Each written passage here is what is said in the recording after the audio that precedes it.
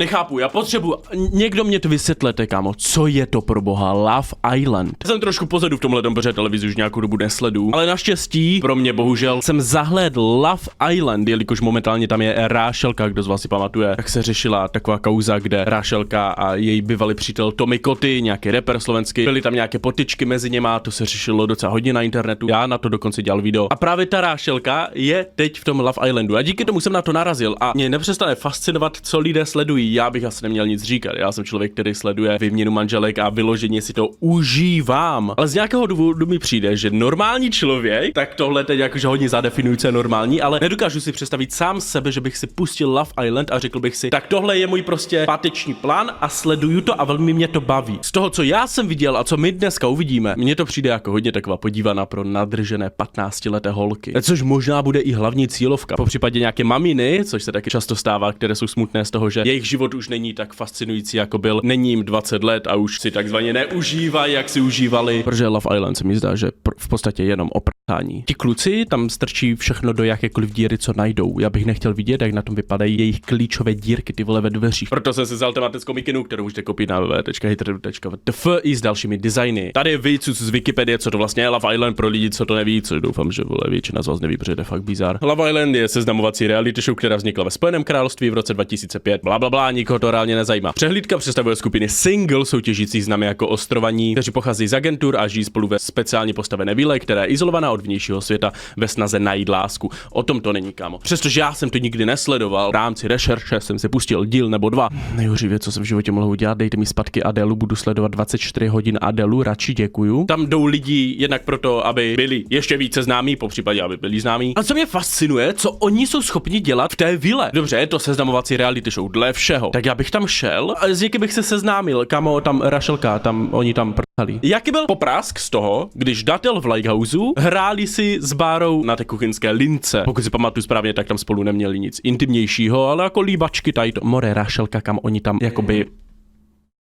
Chápete? Jo? Ale hlavně oni ví, že to je natáčené, oni to museli udělat s tím, že mám modré kole, nevydržím, hej, Rašelka, nevydržím to, já to nedám, pojď, prosím, nedám to. Tohle mě na tom celém fascinuje nejvíc. Já nevím, jak dlouho tam jsou, ale oni doslova nevydrží ani ty vole, kdyby ten měsíc prostě neprcat. Emoční tobogán v Love Island, pláč, dramatický odchod z vily a facka pro Ráchel. To vlastně není Rášelka, ale Ráchelka, to je úplně jedno.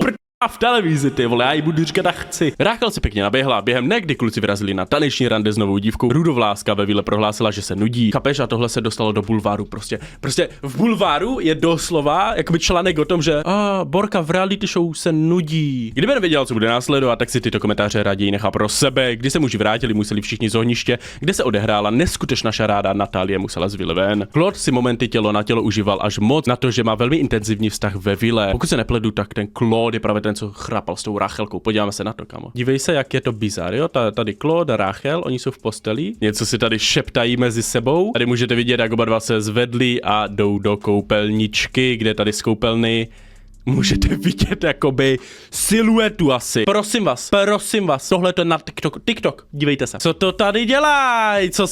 Co se tady odehrává? Proč on se třepe? On se nějak třepe, když jakoby leží před ním Rachelka, asi má to zimnici, je mu zima, dejte mu deku nebo já nevím, jak bych se cítil, more, kdybych ale jakoby v televizi. To je na Markíze, se mi zdá, že to vysílá na Slovensku. Je pravda, že na Slovensku se dějou jako zvláštní věci. Po zádku som mu dal, jak mi mydlil barana. Ale more, jakože dzigat v televizi, je za mě velký bizar. Aby to nekončilo tady, Love Island má vlastní TikTok profil. Všichni tam jsou vždycky polonazí. Podle mě jakoby téma prostě Love Islandu, že abyste to nechápali špatně. Mně je úplně jedno, co si kdo co dělá v reálném vole osobním životě, kámo. Moje věc to je to váš život. Ale kámo, prostě já bych místo Love Island bych dal, že Dzigačka Island. To je jediné, co se tam děje, se mi zdá. Jestli tohle sleduje někdo z Markízy a máte ty statistiky, hej, kdo vás sleduje, řekni mě to, prosím tě. Podle mě to jsou buď to fakt 15leté nádržené holky, které si vysní, jaké bude jejich poprvé ty vole z jejich v dnešní době v 15 poprvé, to jsem hodně naivní. Ježišmarja, jdeš na dětské hřiště a tam už no to je jedno. Ale vysní si poprvé, jak to bude nádherné a všechno, anebo to jsou právě ty maminy 40 leté, které si říkají, já jsem byla taky taková, prostě jakože tak vzpomínají na to. Jo, tady nějaké tanečky, jo, prostě to jsou všechno jenom tanečky, okej. Když zjistí, že si vypisuje s jinými.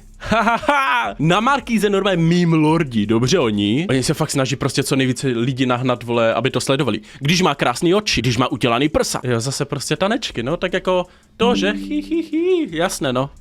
Elvis Presley, chápu to. You've been running through my mind. Yes, dobré, no tak je bomba. POV rodiči ti oznámili, že se musíš postavit na vlastní nohy. Fakt jako dneska mě to celkem překvapilo, musím říct. A nevím, co z toho bude. Já chci ukázat jedno video, které mě vyskočilo, kvůli kterému jsem si to celé rozhodl tady natočit vůbec. Co je tohle, Rachel? Nejsem vystrešená, jasně. Aha, strach z žab. No, jsme viděli na té kameře, jak v sobě toho žabáka měla. Pardon, ježíš, co to do mě vlezlo, ty vole. Spíš co to vlezlo do Rachel. Ježíš, už toho nechám, já fakt slibuju. EOV právě si dorazil na Love Island a čeká tě nejlepší léto v životě. Já se furt nedokážu dostat přes to, že prostě ti lidi tam jdou zigat jakože do televize. Reálně to prostě v té televizi je? Oni reálně to je prostě seriál od zigani. A ne seriál, reality show. Já celé tohle video se to snažím jakže pochopit, ale stále jsem fascinován, nedokážu se dostat přes svou fascinaci celým tímhletím vůbec konceptem toho, že hej zigačka. No tak jako chceš to, zapni si teď Markizu, Jojku, Novu, všechno. Zapni televizu. Žádné peříčko. Archaické, to bylo hodně dávno v televizi. Normálně v 8 večer pustila Vajla. V kolik se to vůbec vysílá, ty vole? TV Nova 2250. Tak ještě, že tak, ty vole. Já už jsem se lekl, kámo, že to je v prime timeu třeba v 8. By bylo mega divné. Vem si, že prostě sleduješ televizi s rodičema a tam najednou ta Rachelka, že a pojď do koupelny. Bych se díval do země a dělal, že spím třeba. Na ČSFD samozřejmě 17%. Byl bych alibista, kdybych dal odpad. Dávám jednu za nakoukání do chování druhu lidí, kteří se chtějí za každou cenu zviditelnit. Ale v tom je problém teď jakože celé dnešní generace, protože všichni vidíme, že hele, někdo dělá něco na internet, vydělává hodně peněz, žije si super život, může pracovat kolik hodin chce, vydělá 100 000 miliony. Tak pak si většina lidí řekne, hej kamo, chci se zviditelnit. Ať už to je ty vole Likehousem, kde jakože chodili většinou influenceři, ale i ti malí, takže Love Islandem, anebo kámo Clashem. Clash je krásný příklad toho, že prostě někdo vidí, jak super je být influencer a chce se stát influencerem, more. Prostě v dnešní době je všechno o tom, jenom se zviditelnit. Mít čísla na Instagramu. Já pak chci prodávat prostě pyramídka. Řekl jsem slovo pyramida. Spavnul se tu někde Markus Revolta. On to nemá rád to slovo, ale budu vydělat love. To je jako koukat na ty části porna, kde se nepsá. Tímhle bych to reálně uzavřel, ty vole. Za mě Love Island je prostě dětská verze takhle poslouchej. Ne, já jsem to tak nemyslel. Jsou to snímky pro dospělé, bez těch částí pro dospělé. Většinou. Tak, když tam nedzigají zrovna. To je v celku pro dospělé, bych řekl. První intimní hrátky v Love Islandu. Rachel a Claude se na sebe vrhli v koupelně. Žavé polibka mazlení v poslední epizodě vyvrcholilo v něco víc. Protože dle všeho, co jsem zjistil, tak oni jakože se tam dělí nějak na páry, aby nebyli eliminovaní a složitost. Claude Rachel během mazlení v posteli říká, ty jsi se zbláznila, chvilku na to se dvojice potají, vydají do koupelny. Na záběrech je patrně, že první sex ve vile už má dvojice za sebou. Sa porazila v posteli a stále som počula, ako sa oni rozprávajú. A ja som nemohla proste zaspať, až takým oni sa neprestali rozprávať. Takže on tě vyměnil, že kámo, jsi v reality show, kde to je od ziganí a o tom, že prostě chceš vyvolat úplně dráma jak blázen, ty vole. Jednak neříkej mi, že ses do něho zamilovala. Zrovna ty. To je první věc. A když víš, co to je za reality show, kámo, to je víza. To jsem vám chtěl původně ukázat, tak je to, že jí hodně lidí to dalo sežrat, protože vytahovali to, co se stalo s Tomem Kotym, vole, a najednou, že v pohodě a spí s každým, koho vidí. Zároveň, že slušné ženy by do toho nešly, což jako souhlasím, more.